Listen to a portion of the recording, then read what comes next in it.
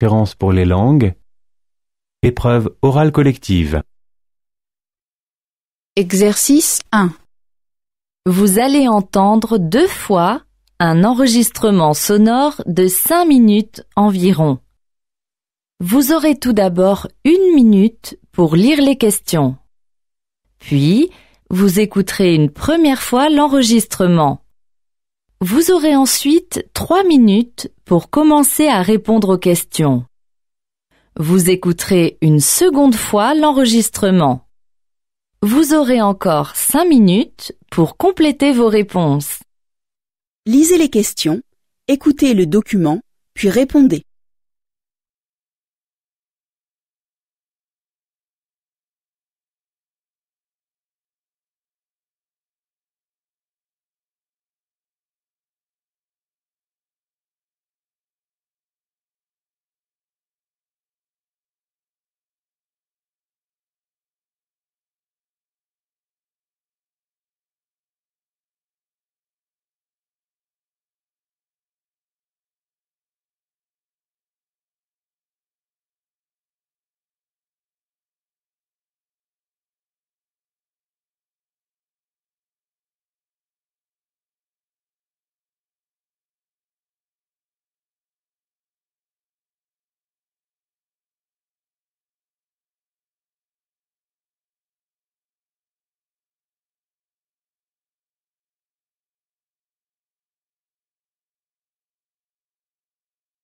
Première écoute.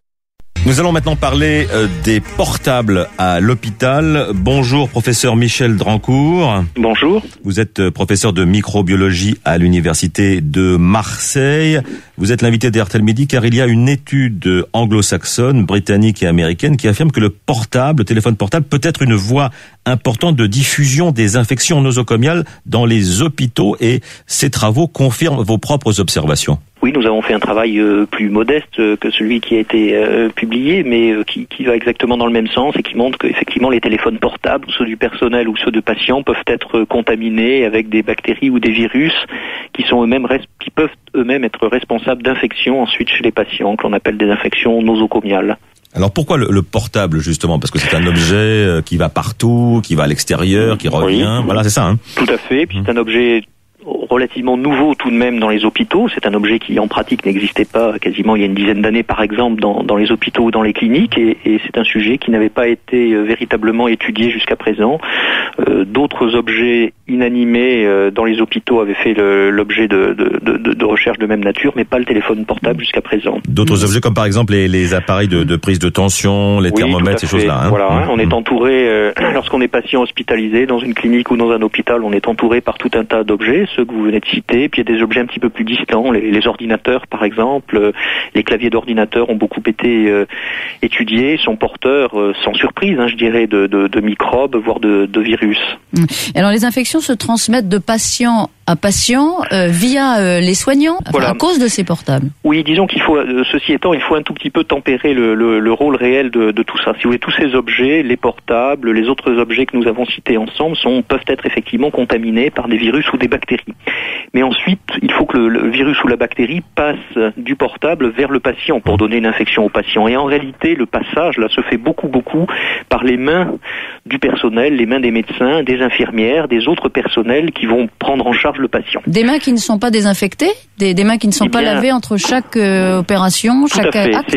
C'est un point clé, exactement. Vous avez tout à fait raison. C'est un point clé actuellement de la prévention des infections que de convaincre tous les soignants en permanence d'avoir une très bonne hygiène de leurs mains et en pratique il y a un geste qui est très simple en théorie mais qui n'est pas si facile que ça à implanter, qui est de se passer les mains à ce qu'on appelle des solutions hydroalcooliques, c'est-à-dire on les connaît bien avec le gène. Et donc c'est un point clé. Et donc vous voyez bien que en réalité la bactérie staphylocoque par exemple qui peut être trouvée sur un téléphone portable, pour que cette bactérie ensuite soit responsable d'une infection chez un patient, il faut qu'elle soit en contact avec le patient et qu'en pratique la seule façon, bien entendu, c'est que les mains qui ont touché le téléphone portable ensuite touchent directement le patient sans hygiène. Donc le point clé, c'est le passage par les mains du personnel et donc l'hygiène des mains du personnel. On tombe un peu de sa chaise parce qu'on pensait quand même que c'était fait systématiquement, après un coup de fil au portable, et avant d'examiner un patient, on devrait se laver les mains. Vous avez tout à fait raison. Alors, pour être vraiment précis, ça semble un détail, mais ça ne l'est pas. Hein. Plutôt que laver à proprement parler, il y a une façon vraie. Laver, ça laisse supposer en gros de l'eau et du savon schématiquement. En réalité, il y a quelque chose de beaucoup plus simple et plus rapide que ça, qui est de se frotter les mains avec ces fameuses solutions hydroalcooliques. Et donc vous avez raison, il faut que ça soit fait comme ça. Malheureusement, ce geste qui est pourtant très simple, très rapide, facile, puisque maintenant, je dirais, toutes les cliniques, tous les hôpitaux sont équipés de solutions hydroalcooliques, et bien malheureusement, n'est pas fait dans 100% des cas comme cela devrait. Il reste des brèches, et c'est à ce moment-là que le virus ou la bactérie peut passer du téléphone portable ou bien d'autres objets inanimés d'ailleurs vers le patient. Professeur, donc si je comprends bien, vous ne mettez pas en cause directement et uniquement le portable, ce sont les pratiques que vous mettez en cause. Disons que les deux, hein, le téléphone portable est un objet supplémentaire en quelque sorte qui est introduit un nouveau vecteur, une nouvelle source possible de microbes qui n'existait pas encore une fois dans nos cliniques et dans nos hôpitaux il y a encore quelques années finalement, qui est très peu répandu tout au moins, qui maintenant est extrêmement banalisé. Donc il faut tenir compte du fait que cet objet nouveau peut être une source de microbes et donc il faut réfléchir à en limiter tout de même l'usage ou la proximité des patients, mais ça n'est pas suffisant et il faut également renforcer encore l'hygiène des mains du personnel et moi je dirais que dans ce sens-là la diffusion que vous assurez de ça est extrêmement important parce qu'un acteur important de ça c'est le patient lui-même, c'est-à-dire que c'est au patient de vérifier. On va exiger des soignants qui se lavent les mains avant tout examen sur nous-mêmes. Je crois que vous avez raison, c'est important. L'hygiène est faite pour les patients, elle n'est pas faite pour les soignants. Elle en tout cas, pas question d'interdire les portables à l'hôpital. Ça sera pas possible. Je pense qu'il faut en limiter. C'est irréversible. Bon, d'une part, c'est irréversible. Et deuxièmement, je pense qu'il faut simplement limiter l'usage dans un certain nombre de points clés, si vous voulez, de l'hôpital. Entre se servir du portable dans un couloir de circulation, c'est une chose. Dans une salle d'opération, ça serait d'autre nature. Donc on est d'accord qu'il y a une graduation des choses et que simplement il faut trouver le point raisonnable. Merci beaucoup, Michel Drancourt, d'avoir été en ligne dans ce RTL Midi. Je vous rappelle que vous êtes professeur de microbiologie à l'Université de Marseille. Merci à vous.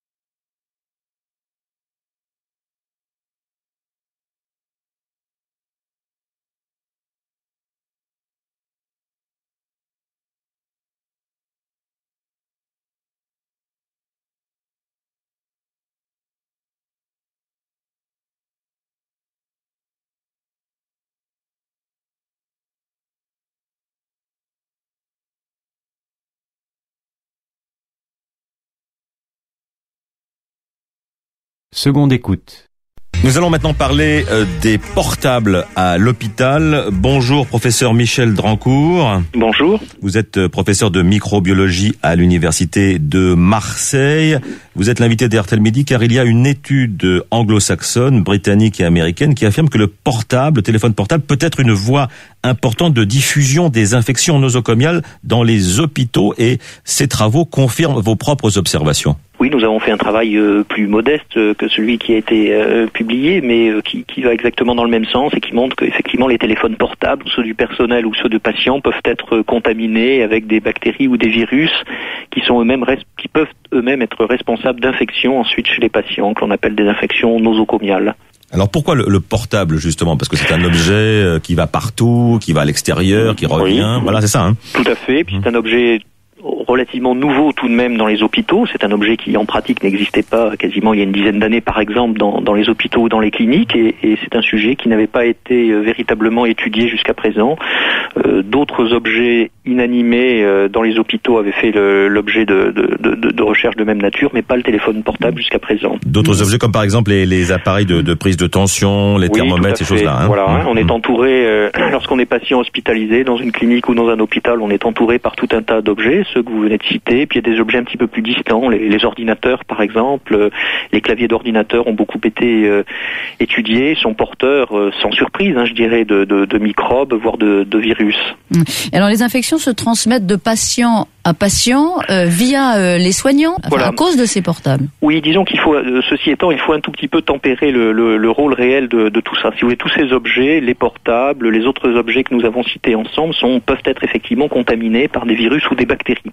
Mais ensuite, il faut que le virus ou la bactérie passe du portable vers le patient pour donner une infection au patient. Et en réalité, le passage là se fait beaucoup par les mains du personnel, les mains des médecins, des infirmières, des autres personnels qui vont prendre en charge le patient. Des mains qui ne sont pas désinfectées, des mains qui ne sont pas lavées entre chaque opération, chaque acte. C'est un point clé, exactement. Vous avez tout à fait raison. C'est un point clé actuellement de la prévention des infections que de convaincre tous les soignants en permanence d'avoir une très bonne hygiène de leurs mains, et en pratique, il y a un geste qui est très simple en théorie, mais qui n'est pas si facile que ça à implanter, qui est de se passer les mains à ce qu'on appelle des solutions hydroalcooliques, c'est-à-dire on les connaît bien avec le chagrin. Et donc c'est un point clé. Et donc vous voyez bien que en réalité, la bactérie staphylocoque par exemple, qui peut être trouvée sur un téléphone portable, pour que cette bactérie ensuite soit responsable d'une infection chez un patient, il faut qu'elle soit en contact avec le patient, et qu'en pratique la seule façon, bien entendu, c'est que les mains qui ont touché le téléphone portable ensuite touchent directement le patient sans hygiène. Donc le point clé, c'est le passage par les mains du personnel et donc l'hygiène des mains du personnel. On tombe un peu de sa chaise parce qu'on pensait quand même que c'était fait systématiquement, après un coup de fil au portable, et avant d'examiner un patient, on devrait se laver les mains. Vous avez tout à fait raison. Alors, pour être vraiment précis, ça semble un détail, mais ça ne l'est pas. Plutôt que laver à proprement parler, il y a une façon vraie. Laver, ça laisse supposer en gros de l'eau et du savon schématiquement. En réalité, il y a quelque chose de beaucoup plus simple et plus rapide que ça, qui est de se frotter les mains avec ces fameuses solutions hydroalcooliques. Et donc vous avez raison, il faut que ça soit fait comme ça. Malheureusement, ce geste qui est pourtant très simple, très rapide, facile, puisque maintenant, je dirais, toutes les cliniques, tous les hôpitaux sont équipés de solutions hydroalcooliques, et bien malheureusement, n'est pas fait dans 100% des cas comme cela devrait. Il reste des brèches, et c'est à ce moment-là que le virus ou la bactérie peut passer du téléphone portable, ou bien d'autres objets inanimés d'ailleurs, vers le patient. Professeur, donc si je comprends bien, vous ne mettez pas en cause directement et uniquement le portable, ce sont les pratiques que vous mettez en cause.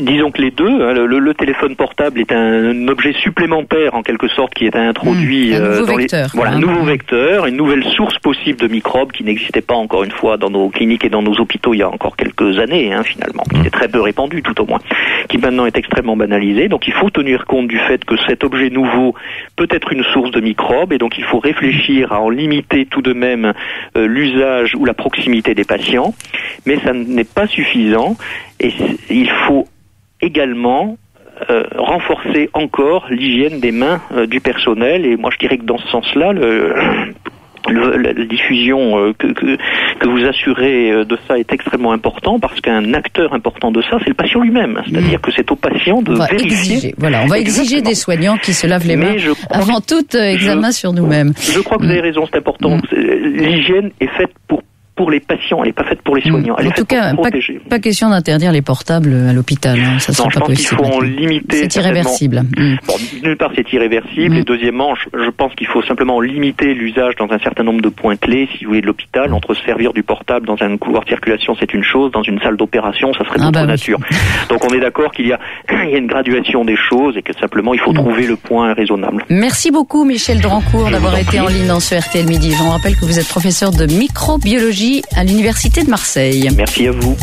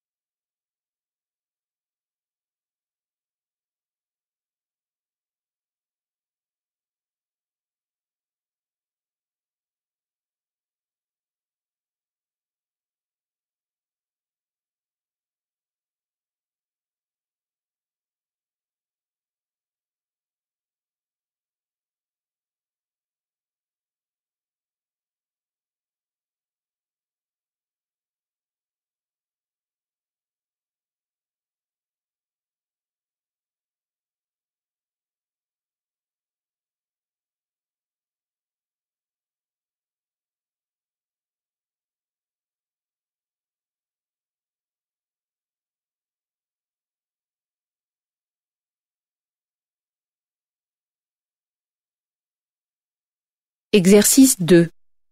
Vous allez entendre une seule fois un enregistrement sonore de 1 minute 30 à 2 minutes. Vous aurez tout d'abord 1 minute pour lire les questions. Après l'enregistrement, vous aurez 3 minutes pour répondre aux questions. Répondez en cochant la bonne réponse ou en écrivant l'information demandée.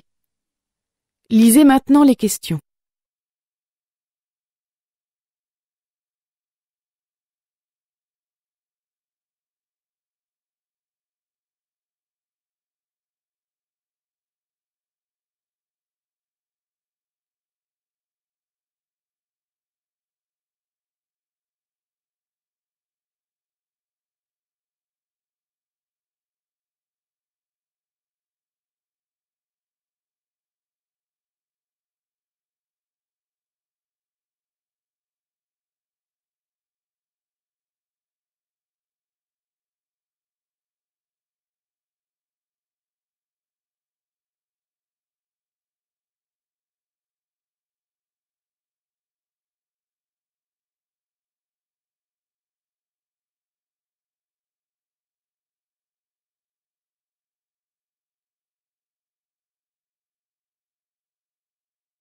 C'est la journée mondiale du don du sang. Nous sommes à la veille des vacances d'été, les stocks s'épuisent. Alors l'établissement français du sang tente de nous sensibiliser sur l'importance de ce don dans le traitement de milliers de maladies. L'année dernière, 11 000 dons ont été effectués et cette année, il organise le festival Globule dans 24 grandes villes en France, dont Paris. Émilie Vallès, vous êtes rendue dans le 12e arrondissement. Oui, et sous la grande tente blanche de l'établissement français du sang, installé cours Saint-Émilion, 50 bénévoles s'activent autour des donneurs. Une aiguille dans le bras, Alain, retraité de 60 ans, donne son sang.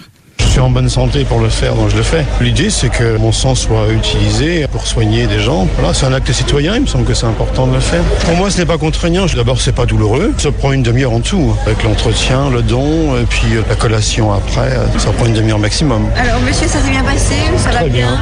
Pas de problème. Le docteur François Charpentier est responsable des collectes en Île-de-France. Il s'attend à une belle mobilisation.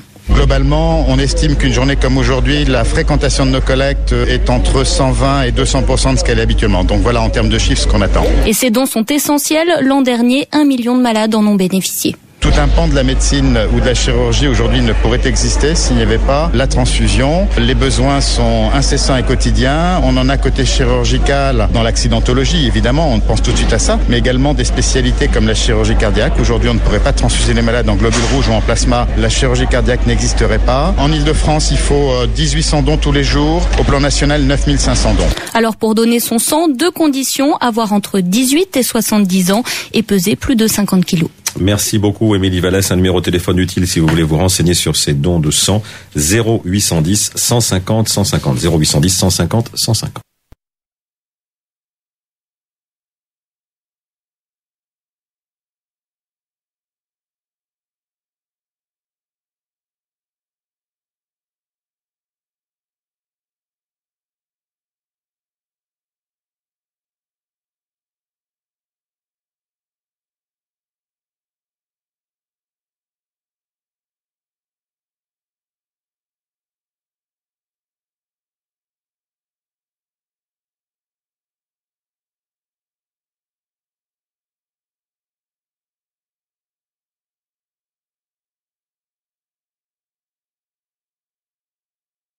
Exercice 2. Vous allez entendre une seule fois un enregistrement sonore de 1 minute 30 à 2 minutes. Vous aurez tout d'abord 1 minute pour lire les questions. Après l'enregistrement, vous aurez 3 minutes pour répondre aux questions. Répondez en cochant la bonne réponse ou en écrivant l'information demandée. Lisez maintenant les questions.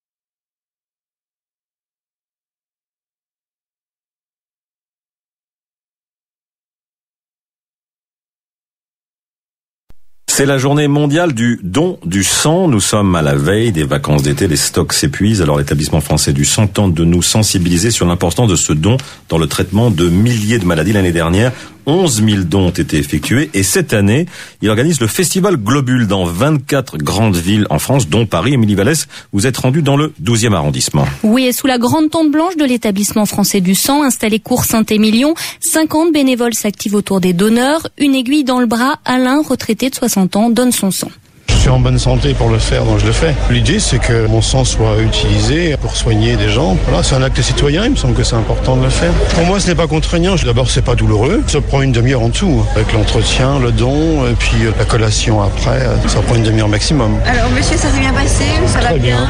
Pas de problème. Le docteur François Charpentier est responsable des collectes en Île-de-France. Il s'attend à une belle mobilisation. Globalement, on estime qu'une journée comme aujourd'hui, la fréquentation de nos collectes est entre 120 et 200% de ce qu'elle est habituellement. Donc voilà en termes de chiffres ce qu'on attend. Et ces dons sont essentiels. L'an dernier, 1 million de malades en ont bénéficié. Tout un pan de la médecine ou de la chirurgie aujourd'hui ne pourrait exister s'il n'y avait pas la transfusion. Les besoins sont incessants et quotidiens. On en a côté chirurgical dans l'accidentologie, évidemment, on pense tout de suite à ça, mais également des spécialités comme la chirurgie cardiaque. Aujourd'hui, on ne pourrait pas transfuser les malades en globules rouges ou en plasma. La chirurgie cardiaque n'existerait pas. En Île-de-France, il faut 1800 dons tous les jours. Au plan national, 9500 dons. Alors pour donner son sang, 2 conditions, avoir entre 18 et 70 ans et peser plus de 50 kilos. Merci beaucoup Émilie Vallès. Un numéro de téléphone utile si vous voulez vous renseigner sur ces dons de sang, 0810 150 150, 0810 150 150.